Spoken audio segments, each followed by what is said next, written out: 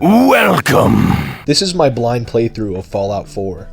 Sorta. While I have over 4,000 hours of playtime across multiple different files, I've never beaten the full story. Hell, I've never even had the pleasure of meeting Preston. I've gotten word about a settlement that's being threatened by raiders. This series is the documented experience of my unique perspective, where I systematically explore every nook and cranny the world has to offer. If you want a better explanation, then watch the prologue for this series. Links to the prologue, as well as the full playlist, will be in the description and the pinned comment below. Without further ado, Let's do this!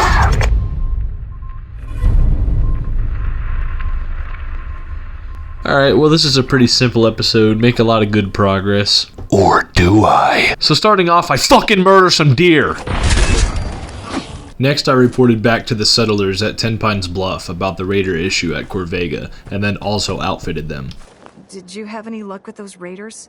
I took care of those raiders for you. Really? But... Let's trade. okay. Got a dangerous look about you. Let's trade some things. Sure thing. I then absolutely decimated their settlement for all their resources. I ran to Slocum's Joe corporate HQ, made a stash, and continued exploring where I left off in the previous episode.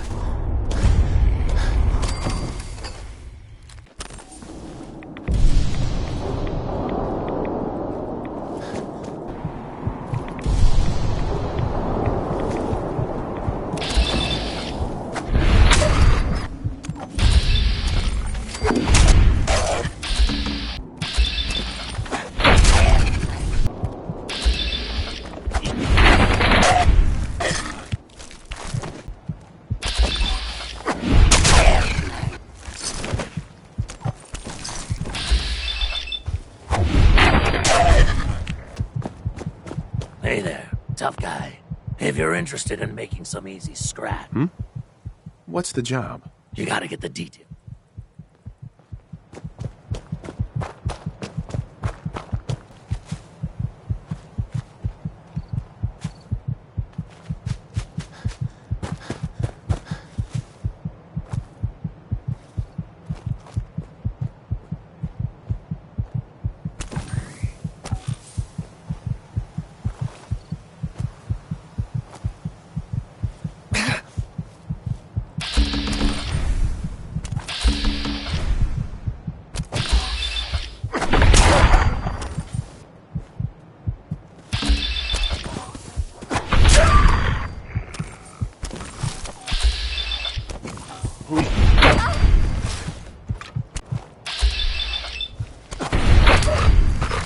To take advantage of the night, I pushed onward to West Everett Estates and cleared it out.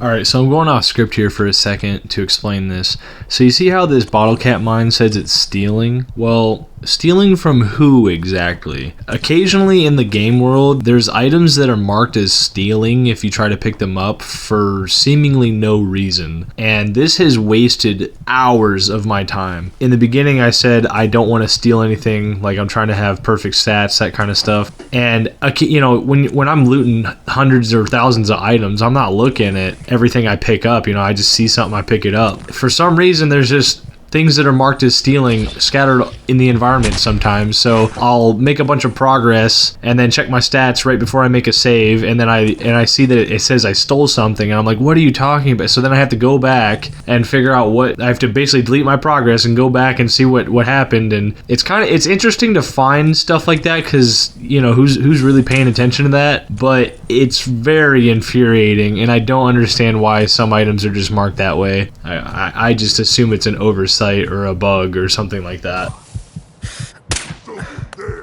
Alright, well, while I'm talking here, I'm about to unlock Blitz, the final tier of Blitz. Bro, Blitz is dummy powerful. It legitimately makes me sad because ideally I want to play as a stealth sniper, but Blitz is just so freaking powerful that I end up just meleeing everything most of the time. I mean, my power level basically is over 9,000 now. Blitz is so freaking strong. Oh yeah, and you know how I've mentioned in previous episodes how even level 1 Blitz kind of throws off the melee coordinates and all that blah blah blah about teleporting and stuff. Well, it basically breaks everything. Not like the teleport glitch, but you see how I just attacked that first guy without even moving? It happens already, and Blitz basically just makes it happen even more. Like max level Blitz, it's ridiculous.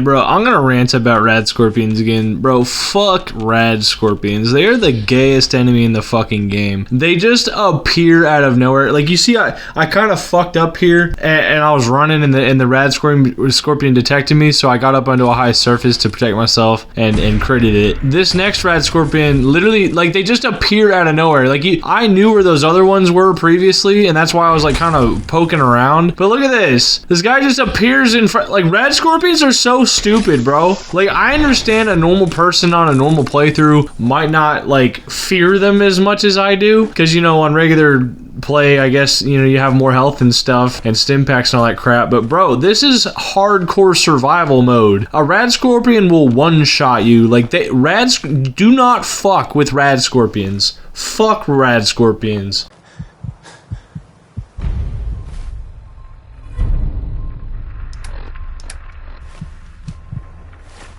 It's fused solid. This one too. What happened here? Nice. Ambushed on the road. We're outnumbered 5-1. Bottom, report. Horse down to 5%! We'll have to scuttle the armor. We can't let them have it. Firehouse! Damn it! Aspen set the self-destruct. Better slow back. We'll head for the old military base, then try to make it to our holdout. The code will be our call sign. All right, move!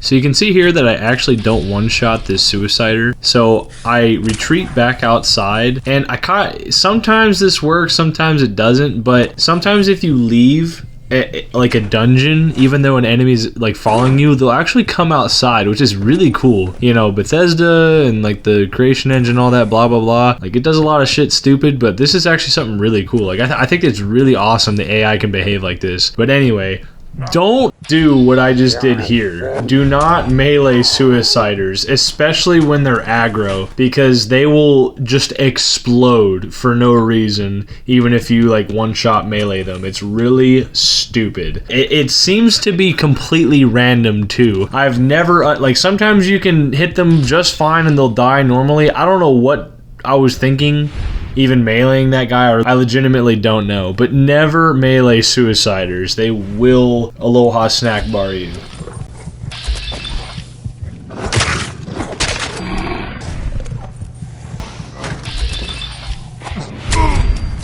So boring. To left here.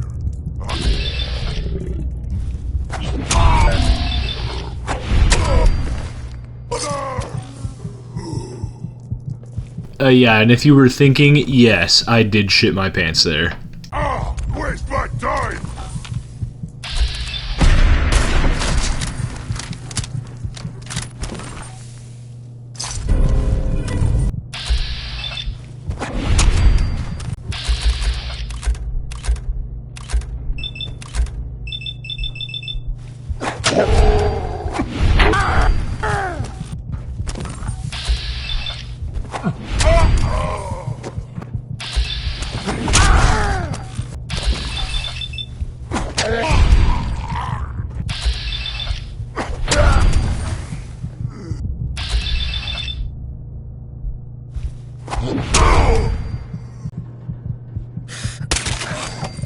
Alright, since I'm all talkative in this episode, I'm just going to explain what I'm doing here. I've done this before in past episodes, but I can't remember if I've ever explained it. So basically, if you manipulate the third-person camera, you can VATS onto an enemy that you can't actually see. Like, you can look around the corner, right? You can VATS them, and then if you allow the VATS to zoom in on the target, since your character's on one side of the wall and the enemy's on the other side of the wall, everything actually ends up at 0 unless you have like the penetrator perk or whatever. You can cheese it by using your crit. So if you lock onto the body part that you want while it's zooming in like around the corner, because when you first zoom in, since it's not registering the wall yet, you'll get percentages. So you can select a body part. So you can go into VATS and then aim at the head real quick, target, and then execute, and then hit square and get a crit through the wall. And obviously it keeps you hidden because they can't see the gunshot, or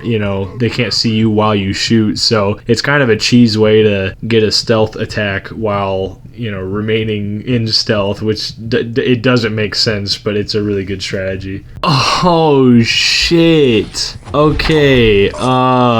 Well, you know what? I'm gonna post this video anyway because I just spent all this time editing it. So, I need to explain what happens here. I actually die.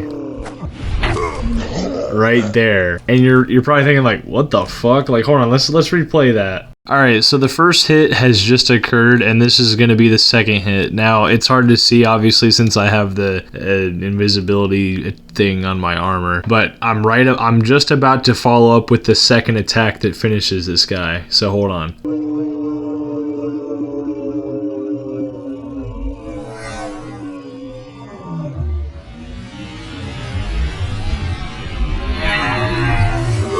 Alright, so notice how the weapon is in his left hand, right? And then notice how he's gonna fall backward because I kill him, okay? I take out all his HP and he dies while he's like drawing his weapon out of his inventory.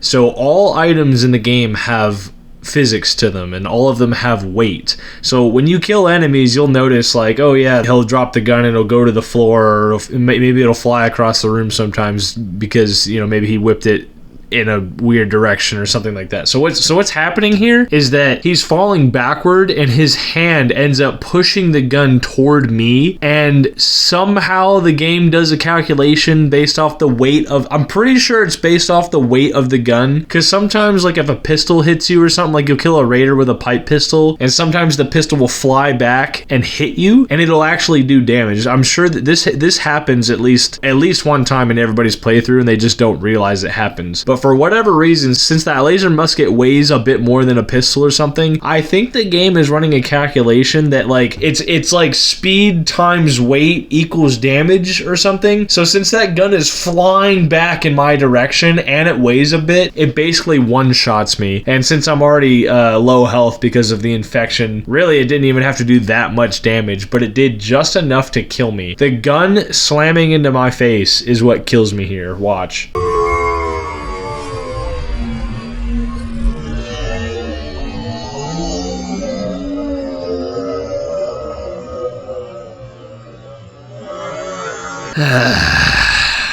Just after I forced myself to make another one of these fucking episodes, and I end up wasting my time after wasting my time. But I guess it's not a waste. I'm gonna post this anyway to show you, this is part of the adventure in playing survival mode.